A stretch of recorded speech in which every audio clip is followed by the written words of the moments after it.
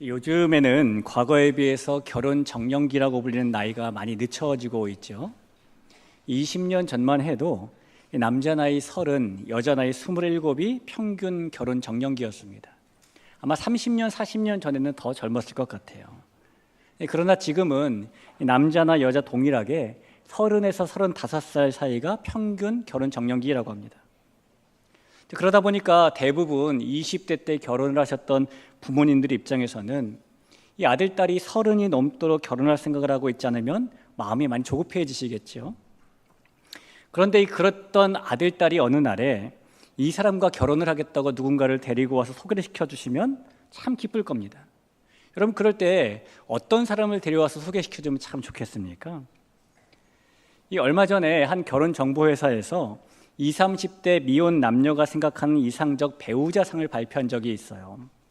그 발표해 보니까 우선 여자들이 결혼하고 싶어하는 이상적인 남자는 키가 178.7cm에 연간 소득이 6,067만 원 정도가 돼야 되고요. 자산이 3억 3,491만 정도 가지고 있는 4년제 대학을 졸업한 남자라고 합니다. 이 직업도 선호되는 직업이 있었는데 일반 사무직, 공무직 혹은 공사직원, 금융직, 회계사, 변리사, 세무사 등의 전문직, 엔지니어 순으로 직업이 선호됩니다. 자, 이번엔 남자들이 결혼하고 싶어하는 이상적인 여성상을 보면은 키는 164.2cm, 연소득은 4,377만 원, 자산은 2억 1,692만 원 정도 가지고 있는 4년제 대학을 졸업한 여성이라고 해요. 역시 선호되는 직업을 보면은 일반 사무직, 또 공무원 혹은 공사 직원, 의사, 약사, 교사, 간호사 등의 의료 관련직 순으로 선호가 됩니다. 여러분, 어느 날 아들, 딸이 결혼할 사람이라고 누군가를 데리고 와서 소개를 시켜주는데 만나보니까 이 조금 전에 말씀드린 요즘 20, 30대가 이상적인 배우자라고 생각하는 사람과 딱 맞는 사람을 데리고 온다면 더할 나위 없이 너무너무 기쁘겠죠. 또 그런데 만나서 이야기를 해보니까 이 삶에 대한 열정도 있어 보이고 문제 해결 능력도 갖추고 있고 게다가 근면성실하고 책임도 질 줄 알고 뿐만 아니라 신앙도 있으면 10중 8구 우리는 내 자녀에게 너무나 잘 어울리는 모든 것을 다 갖춘 완벽한 짝꿍으로 그를 보게 될 것입니다. 지금으로부터 약 2000년 전 유대 땅에 딸이 있는 부모라면 누구나 다 사위로 삼고 싶어 할 정도로 모든 것을 다 갖추고 있는 완벽해 보이는 청년이 한 명 있었어요. 이 청년에 대해 언급하고 있는 마태복음, 마가복음, 누가복음의 말씀을 종합해서 판단해 보면 그는 부자였고 높은 관직에 있었던 장래가 촉망되는 청년이었고 게다가 신앙도 좋아 보이는 청년이었습니다. 외적으로 볼 때 나무랄 데 없이 완벽해 보이는 사람이 이 청년이었다는 겁니다. 자, 그런데 사람이 외적인 모습도 중요하지만 내적인 모습도 중요하잖아요. 이 청년의 내적인 모습, 그의 내면은 어땠을까요? 그는 내적으로도 모든 것을 다 갖춘 완벽해 보이는 사람이었을까요? 오늘 이 청년이 예수님을 찾아왔던 이야기를 통해서 우리가 그의 내면을 좀 짚어보면서 예수님께서 바라시는 다 갖춘다는 것이 무엇인지, 예수님께서 진정으로 찾으시는 사람이 누구인지를 만나볼 수 있는 시간이 될 수 있기를 주님의 이름으로 부탁을 드립니다. 주로 이 갈릴리 인근에서 하나님 나라의 이 복음을 전파하셨던 예수님께서 이제 사명인 십자가의 길을 걸으시기 위해서 예루살렘으로 출발을 하시게 되었어요. 그때 예수님께서 가셨던 길이 어떤 길인지를 마가복음 10장 1절에서 소개하고 있는데 이렇게 써 있습니다. 예수께서 거기서 떠나 유대 지경과 요단강 건너편으로 가시니 무리가 다시 모여들거늘 예수께서 다시 전례대로 가르치셨다라고 말하죠. 예수님께서 이 북쪽 갈릴리에서 남쪽 예루살렘을 향해 가시면서 요단강 건너편 쪽 길로 가셨다는 겁니다. 이 신약 시대에는 이스라엘 땅의 갈릴리에서 예루살렘 쪽, 반대로 예루살렘 쪽에서 갈릴리 쪽으로 오갈 때에 다니는 중요한 길이 세 가지가 있었습니다. 하나는 이 지금의 가자 지구라고 불리는 곳과 텔아비브를 지나서 지중해 해안을 따라 쭉 형성됐었던 해안길이라고 불리는 길이었고요. 또 하나는 과거 아브라함을 비롯한 족장들이 유목을 하면서 다녔던 이 브엘세바와 헤브론을 지나서 베델과 세겜을 통과하는 족장길이라는 산길이었어요.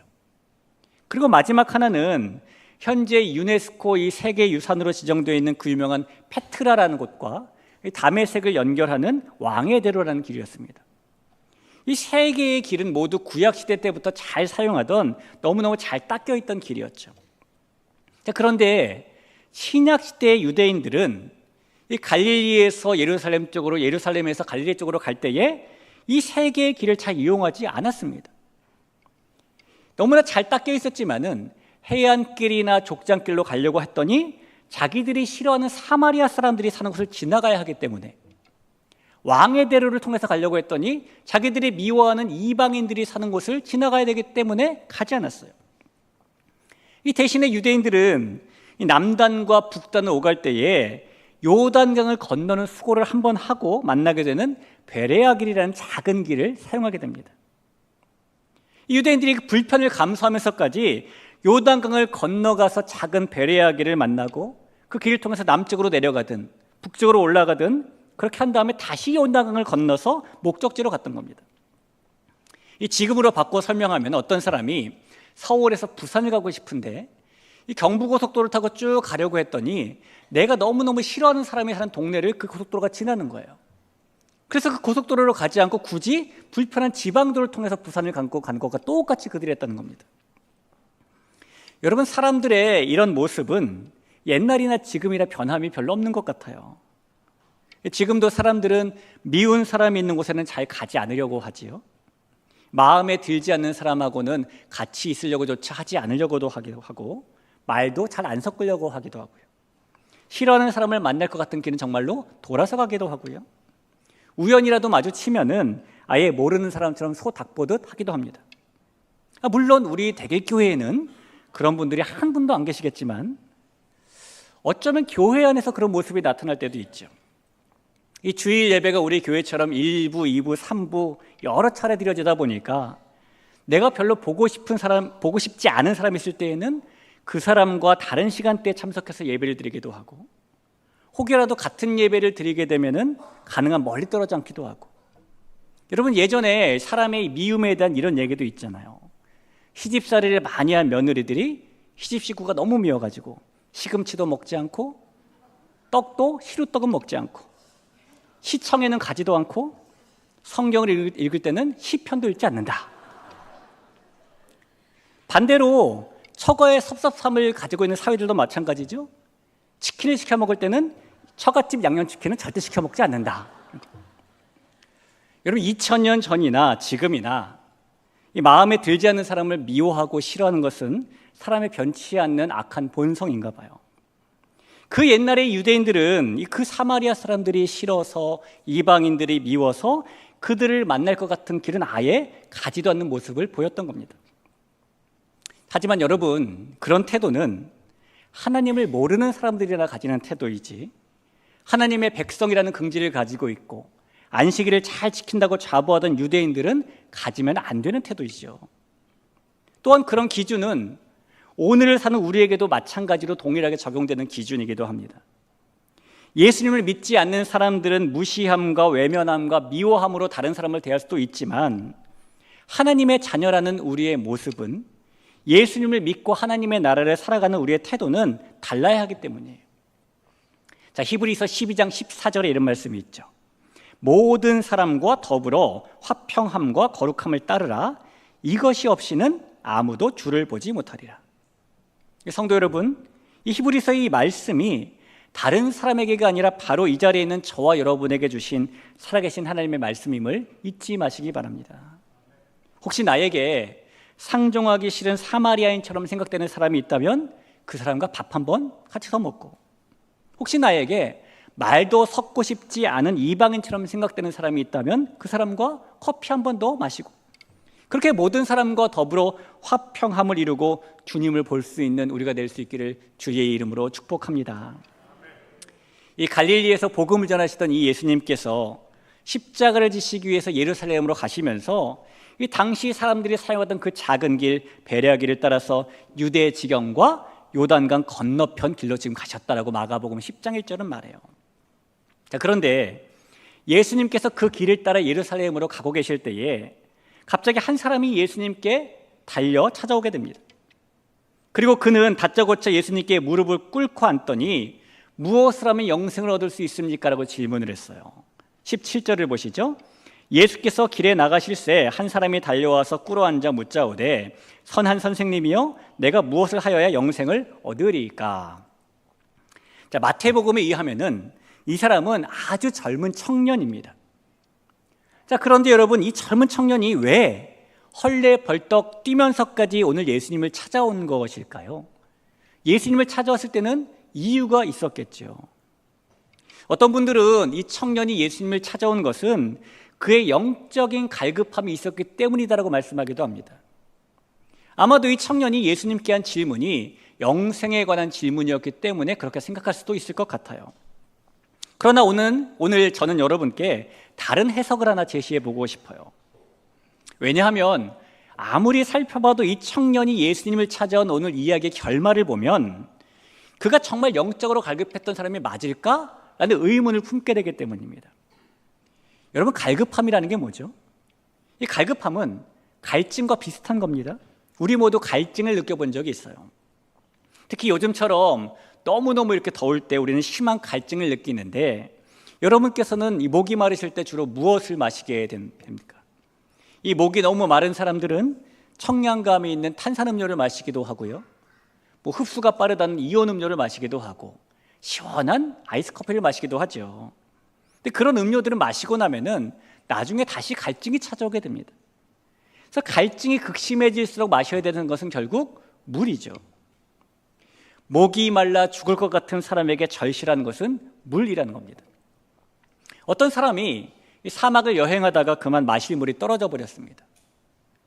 그러자 얼마 지나지 않아서 그는 갈증을 느끼기 시작했고 시간이 지나면 지날수록 갈증은 심해졌어요. 그래서 이 사람이 당초에 짜놨던 여행 계획은 다 미루고 물을 찾아 나서기 시작했는데요. 이 사막 한가운데서 물을 찾는 것은 마치 모래사장에서 바늘 찾는 것처럼 너무너무 어려운 일이었어요. 그렇게 물을 찾아 사막을 헤매다는 지 얼마가 지났을 때 그 사람이 다행히 사막길 한가운데 덩그러니 놓여있는 배낭 하나를 발견하게 되었습니다. 그래서 그가 그 배낭 안에 물이 있기를 기대하는 마음을 가지고 얼른 달려가서 배낭을 열어보았는데 여러분, 배낭 속에는 물은 없고 대신 황금이 가득 들어있었어요. 여러분, 그러자 그가 뭐라고 소리쳤는지 아십니까? 뭐야, 겨우 황금이야? 그랬답니다. 이 갈증으로 목말라서 너무너무 절실한 사람에게는 황금이 그 순간에 쓸모가 없는 것이죠. 그 순간에 절실한 것은 물뿐이기 때문입니다. 갈급함은 그런 심정을 말하는 겁니다. 이 다윗은 시편에서 이 갈급함의 심정을 설명하기 위해서 목마른 사슴을 예로 들어 설명한 적이 있었어요. 시편 42편 1절에 보니까 하나님이여 사슴이 시냇물을 찾기에 갈급함 같이 내 영혼이 주를 찾기에 갈급하나이다 라고 말하죠. 유대 땅은 3월부터 10월까지 8개월 동안을 건기라고 부르는데요, 이 건기에는 비가 오지 않습니다. 그래서 이런 건기가 되면 물이 부족하게 되는데 이 사슴은 그때의 목마름을 해결하기 위해서 물을 찾아 정신없이 헤매게 되겠죠. 그런데 사슴이 물을 찾아다니는 그 일은 자기 생명을 내걸고 해야 될 위험한 일입니다. 왜냐하면 이 사슴을 노리는 맹수들이 언제 어디서 나타날지 모르기 때문이에요. 조심조심 다닐 수 없는 것이죠. 그러나 그런 위험을 무릅쓰면서까지 이 사슴은 물을 찾아 사방팔방 돌아다닙니다. 그런 심정이 바로 갈급함이에요.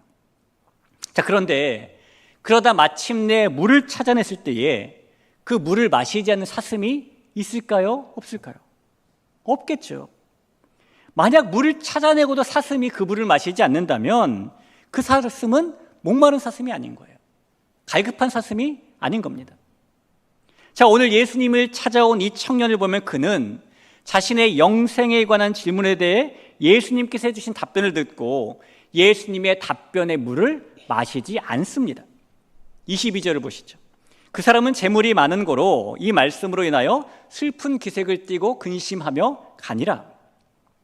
여러분, 만약에 그가 영적인 갈급함에 예수님을 찾아온 것이었다면 예수님께서 어떤 물이든 해갈할 물을 주셨을 때 그 물을 당연히 마셔야 됐어요. 그러나 그는 마시지 않고 그냥 돌아가 버리죠.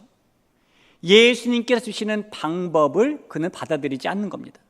자, 그렇다면 이 청년이 정말 영적인 갈급함을 가지고 예수님께 나온 것이 맞는가? 라고 의문을 품게 되는 것이죠.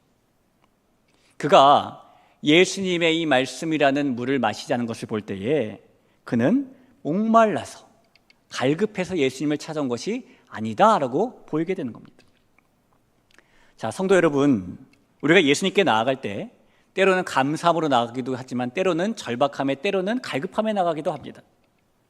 그리고 우리가 그런 절박함과 갈급함으로 나아갈 때마다 예수님께서는 우리의 그 갈급함을 해갈시켜 주실 물을 우리에게 건네주셔요. 그런데 그때에 우리는 우리에게 필요한 물은 이 물이 아니라고 거부해버리고 근심하며 돌아갈 때도 많이 있죠. 대부분의 경우 예수님께서 주시는 물은 가벼워 보이기보다는 무거워 보이는 물이기 때문이고요.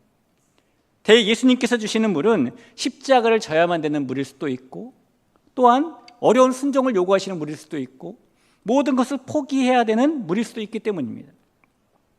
하지만 여러분, 그래서 우리가 결국에는 예수님의 물을 마시지 않은 채 본문의 청년처럼 근심하며 돌아가 버린다면 그 순간 우리는 스스로에게 한번 물어봐야 돼요. 내가 정말 절박했던 게 맞는가? 내가 정말 갈급했던 것이 맞는가? 우리가 정말 갈급함을 가지고 있는 사람이라면 예수님께서 주시는 그 물을 마시지 않을 이유가 전혀 없기 때문입니다.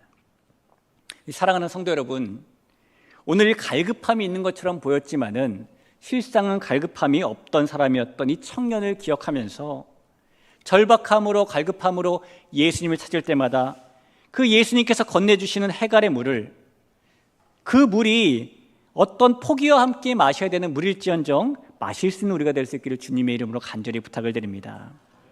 자, 오늘 청년은 영적인 갈급함 때문에 예수님을 찾아온 것은 아니라고 보여져요. 자, 그러면 이 청년은 도대체 예수님을 왜 찾아온 것일까요?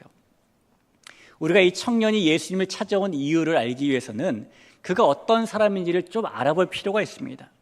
자, 이 청년이 어떤 사람이었는지 조금 알아볼까요? 우선 외적으로 볼 때 이 청년은 공직에 있던 관리였어요. 누가복음 18장 18절을 보겠습니다. 어떤 관리가 물어 이르되 선한 선생님이여 내가 무엇을 하여야 영생을 얻으리까? 신약 성경은 이 당시의 유대 사람들을 사회적으로 세 계층으로 구분하여 설명을 합니다. 그 세 계층은 대제사장, 관리, 백성이에요. 그것이 나타나는 것이 누가복음 23장 13절인데요. 이렇게 써 있죠. 빌라도가 대제사장들과 관리들과 백성들을 불러 모았다라고 말하지 않습니까? 이 중에 대제사장들은 백성들을 종교적으로 지도하는 위치에 있던 사람이었고, 관리들은 백성들을 사회적으로 지도하는 위치에 있던 사람이었어요. 이 청년은 젊은 나이였지만 사회 지도층에 자리에 올라갔던 그런 청년인 겁니다. 또 외적으로 볼 때 이 청년은 큰 부자이기도 했어요. 누가복음 18장 23절을 보겠습니다. 그 사람이 큰 부자이므로 이 말씀을 듣고 심히 근심하여 하더라라고 말하죠. 이 신약 시대 1세기 당시에 유대인들은 일부 사람을 제외하고는 다 가난하게 살았습니다. 우리가 알다시피 그 당시에 유대인들이 하루에 나가서 버는 돈은 1데나리온이었는데요. 유대인들의 이 구전율법을 갖다 기록한 미시나라는 기록에 보면은 그 당시 1데나리온으로 예루살렘에서 살 수 있는 것은 빵 12개였답니다. 자, 한 가족에 5명이 있다고 생각을 해보죠.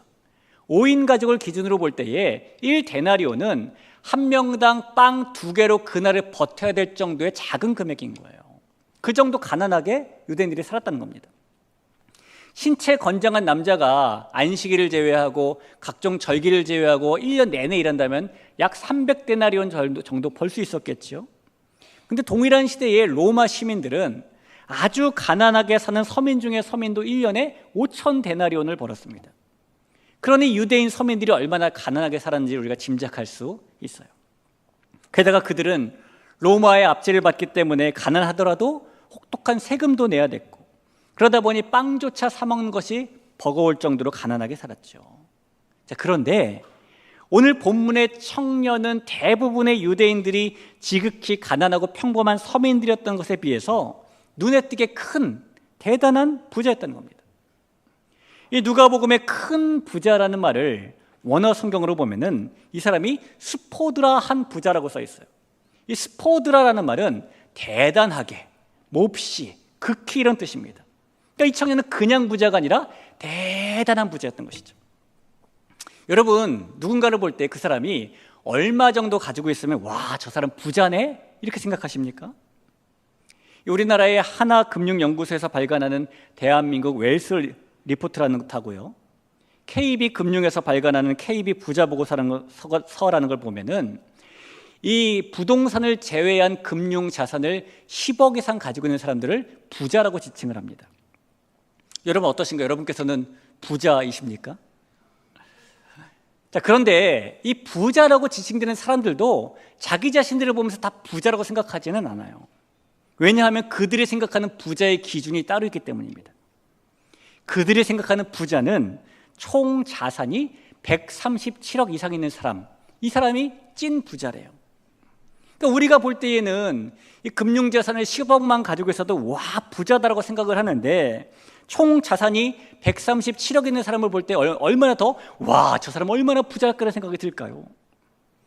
이 누가복음에서 오늘 본문의 청년을 설명하기 위해 사용하고 있는 큰 부자, 스포드라한 부자라는 말은 그런 사람을 말하는 거예요. 그러니까 예수님을 찾아온 이 청년은 그 당시 유대 사회에서 부자 중에 부자, 최상위급의 부자였다는 겁니다. 아마도 그가 입고 다니는 옷이나 신고 다니는 신이나 몸에 바르는 향유는 일반 유대인들은 평생 한 번도 접해보지 못했던 그 당시 로마 귀족들이나 입고 신고 바를 수 있는 그런 것이었을 겁니다. 아마도 이 청년이 살던 집도 당대 최고의 문화를 자랑하던 로마식 건축 양식으로 화려하게 지어졌을 것이고, 그의 집에는 대리석 기둥과 대리석 바닥과 전만 좋은 발코니와 또 잘 가꿔진 정원이 있었을 거예요. 그러니 사람들이 아, 저 집 사는 그 부자 청년, 이렇게 알아볼 만한 사람이 바로 이 사람이었다는 겁니다. 이렇게 이 청년은 외적으로 볼 때에 사회 지도층이었고 큰 부자였어요. 자, 그럼 내적으로 볼 때 이 청년은 어떤 사람이었을까요? 우리가 이 청년이 했던 말과 그의 행동을 좀 살펴보면 그의 내면을 조금 엿볼 수 있게 됩니다. 사람이 그렇잖아요. 그의 말과 그 행동을 보면서 그의 마음을 엿볼 수 있게 되는 것처럼요. 오늘 본문에서 이 청년이 했던 말과 청년이 했던 행동을 보면 이 청년은 그 내면에 사람들에게 완벽해 보이고 싶은 욕망을 가진 사람으로 보여집니다. 왜 그런지 몇 가지 이유가 있는데요. 우선 그는 내면에 사람들에게 다 갖춘 완벽한 사람으로 보여지고 싶은 욕망이 있었다는 사실은 그가 예수님을 선한 선생님이라고 불렀다는 사실에서 발견하게 됩니다. 자, 17절 앞부분을 한번 보시죠. 예수께서 길에 나가실새 한 사람이 달려와서 꿇어 앉아 묻자오되 선한 선생님이여, 그렇습니다. 자, 이제까지 예수님을 많은 사람들이 찾아왔습니다. 근데 그 사람들이 예수님을 부를 때에 당신이라고 부른 적도 있었고 선생님이라고 부른 적도 있었어요. 그 중에 믿음이 있는 사람들은 예수님을 주여라고 부르기도 했고 다윗의 자손 혹은 하나님의 아들 예수, 나사렛 예수라고 부르기도 했습니다. 근데 어느 누구도 예수님을 선한 선생님이라고 불러본 적은 없어요. 그런데 이 청년은 예수님을 그냥 선생님이라고 부르는 것이 아니라 선한 선생님이라고 부르고 있죠. 왜 이렇게 부를까요? 이 사람의 말 속에는 그 사람의 생각과 신념, 그 사람의 감정이나 그 사람의 심리가 담겨져 있습니다. 이 정신분석학 이론에서도 사람의 말에는 그 사람의 무의식의 욕망이나 갈등이 반영된다라고 말을 하죠. 그래서 말을 이 마음의 온도를 표현하는 온도계라고 부르기도 하지요. 이 청년의 선한 선생님이여 라는 말 속에도 그의 마음 깊은 곳에 있는 심리가 투영되어 있는데, 그의 마음 깊은 곳에 있는 심리가 뭐냐면요, 이 청년은 다른 사람에게 선한 사람이라고 보이는 것, 다른 사람에게 완벽한 사람으로 일하고 보이는 것을 매우 중요한 가치로 여기고 살아간다는 겁니다. 다시 말하면 이 청년은 자기가 다른 사람에게 선한 사람으로 보이고 싶어하는 사람이고 자기가 다른 사람에게 완벽한 사람으로 보여주고 싶은 그런 사람이라는 겁니다. 그게 인생의 큰 목표예요. 자, 그런데 그 자기가 바라는 그 이상형, 선한 사람으로 보이고 완벽한 사람으로 보여지는 예수님이 나타났어요. 그래서 예수님께 가서 선한 선생님이여 라고 말하고 있는 겁니다. 자, 또한 이 청년이 이 다른 사람들에게 다 갖춘 완벽한 사람으로 보이고 싶은 욕망을 가지고 있다라는 사실은 그가 예수님께 무엇을 하여야 영생을 얻습니까? 라고 질문한 그 질문을 통해서도 발견됩니다. 우리 한 번 더 17절을 볼까요? 예수께서 길에 나가실 때 한 사람이 달려와서 꿇어 앉아 묻자오되 선한 선생님이여 내가 무엇을 하여야 영생을 얻으리까? 자, 무엇을 하여야 영생을 얻습니까? 라고 물었더니 예수님께서 십계명의 말씀들을 언급해 주셨죠. 그랬더니 이 청년이 그것들은 제가 어려서부터 다 지켰습니다 라고 말해요. 오늘 19절과 20절에 그 내용이 있는데 내가 계명을 하나니 살인하지 말라, 간음하지 말라, 도둑질하지 말라, 거짓 증언하지 말라, 속여 빼앗지 말라, 내 부모를 공경하라 하였느니라. 자, 그랬더니 그가 여짜오되 선생님이여 이것은 내가 어려서부터 다 지켰나이다 라고 하죠. 신명기 6장에 쉐마라고 알려진 그 말씀에 보면 하나님께서는 이스라엘 백성들에게 말씀을 마음에 새기라 라고 말씀하셨고 그 다음에 이 말씀을 자녀들에게 부지런히 가르치라라고 말씀하셨어요.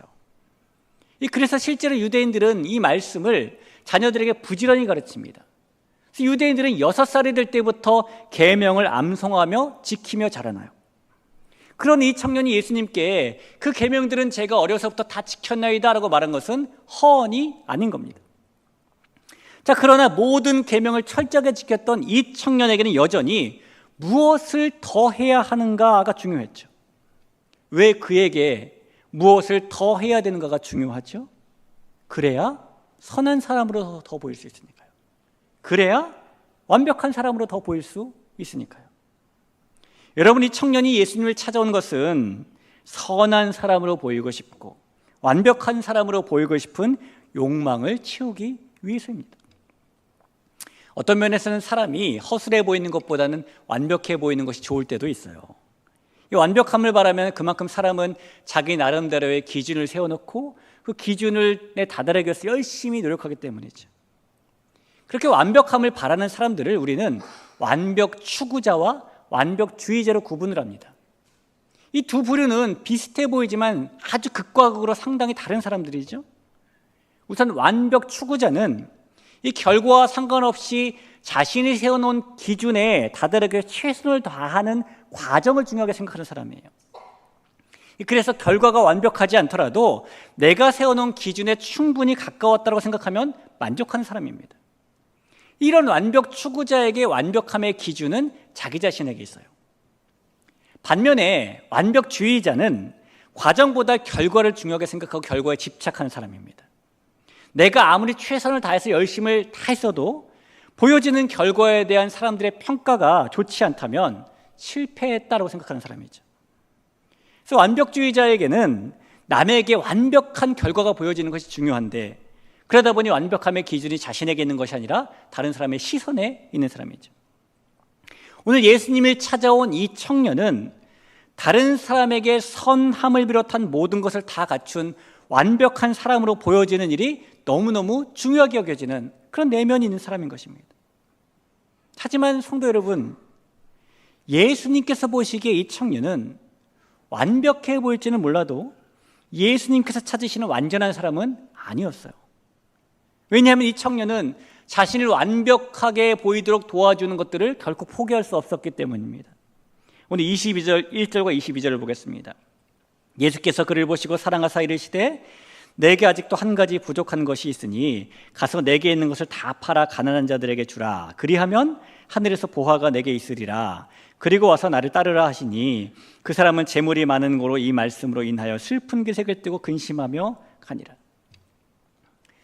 성도 여러분, 우리가 가지고 있는 외적인 환경이 어쩔 때는 우리를 완벽한 사람으로 보이게 해줄 수도 있습니다. 우리의 좋은 집안이, 우리의 좋은 학력이, 우리가 가지고 있는 재산이, 우리의 현재의 지위가, 우리가 그동안 이뤄놓은 업적이, 우리의 자녀들의 승승장구함이, 그런 외적인 환경이 우리를 다 갖춘 완벽한 사람으로 보이게 해줄 수도 있어요. 자, 그러나 그렇다고 해서 우리가 예수님께 완벽한 사람, 완전한 사람이 되는 것은 아니에요. 예수님께서 찾으시는 사람은 완벽하게 보이는 사람이 아니라 완전한 사람이기 때문입니다. 자신의 선함은 미약하지만 예수님의 선함을 의지하는 사람, 자신은 연약하지만 예수님의 강함을 신뢰하는 사람, 자신의 의로움은 부족하지만 예수님의 의로움을 옷 입는 사람, 자신은 완벽하지 않지만 예수님의 완전함을 믿는 사람, 이런 사람이 예수님께서 찾으시는 완전한 사람입니다. 그래서 예수님에 대한 믿음을 확신할 때에 우리는 완전한 사람이 될 수 있는 것이고, 예수님을 위해 그 무엇이든 포기할 수 있을 때에 우리는 완전한 사람이 될 수 있는 것이고, 예수님의 길을 하나부터 열까지 다 따라갈 때에 우리는 예수님께서 찾으시는 완전한 사람이 될 수 있는 겁니다. 성도 여러분, 우리 예수님께서 찾으시는 사람은 완벽해 보이는 사람이 아니라, 완벽함을 추구하는 사람이 아니라 예수님을 믿는 완전한 사람임을 기억하시길 간절히 부탁을 드려요. 이 자리에 있는 저와 여러분 모두가 그렇게 완벽해 보이기보다는 완전함을 추구하는 믿음의 자녀가 될 수 있기를 간절히 소원합니다. 우리 성도 여러분께서는 어떤 사람이 되고 싶으십니까? 오늘 이 본문의 청년처럼 사람들에게 완벽하게 보이는 그런 사람이 되고 싶으십니까? 아니면 예수님께서 찾으시는 완전한 사람이 되고 싶으십니까? 이 완벽함을 추구하는 사람은 예수님을 선한 선생님으로만 여기고요, 자신이 완벽해지면 영생을 얻을 수 있다고 생각을 합니다. 그러나 예수님은 훌륭한 스승, 존경스러운 위인, 세상을 바꾼 인물 정도로만 생각되는 분이 아니에요. 그런 생각은 예수님을 모르는 사람들이 하는 생각입니다. 예수님께서는 단순히 우리가 닮아가야 할 훌륭한 인격을 가지고 계셨던 분 정도가 아니시고, 예수님께서는 단순히 우리에게 위대한 스승 정도로만 여겨주시는 분 정도가 아니십니다. 예수님께서는 이 세상을 창조하신 하나님이시고, 우리를 사랑하셔서 이 땅에 오신 분이시고, 우리의 죄를 대신한 십자가 죽음으로 그 사랑을 확증하신 분이시고, 우리를 위해 죽음을 이기신 부활의 증거를 보여주신 분이에요. 그래서 예수님께서는 우리를 구원하시는 유일한 구원자가 되시는 분이시고, 우리로 하여금 그 예수님을 믿고 구원받게 하시는 분이십니다. 여러분, 우리는 무엇인가를 더 얻기 위해서 더 완벽해 보이는 사람이 되기 위해서 예수님을 찾고 만나는 것이 결코 아닙니다. 우리는 예수님께서 우리의 구원자이심을 믿고 모든 것을 다 버리고 예수님을 따르는 완전한 사람이 되기 위해서 예수님을 찾고 만나는 거예요. 그리고 그런 믿음을 가지고 있는 사람이 바로 예수님께서 찾으시는 완전한 사람입니다. 존귀한 성도 여러분, 다시 한번 말씀드리고 싶은 것은 우리 예수님께서 찾으시는 사람은 완벽해 보이는 사람이 아니라 완전한 사람이라는 거예요. 예수님을 구주로 확신하는 믿음을 가진 완전한 사람, 구주 되신 예수님의 길을 차근차근 따라가는 완전한 사람, 여기 있는 우리 모두가 우리 예수님께서 찾으시는 그런 완전한 사람이 될 수 있기를 주님의 이름으로 간절히 축원합니다.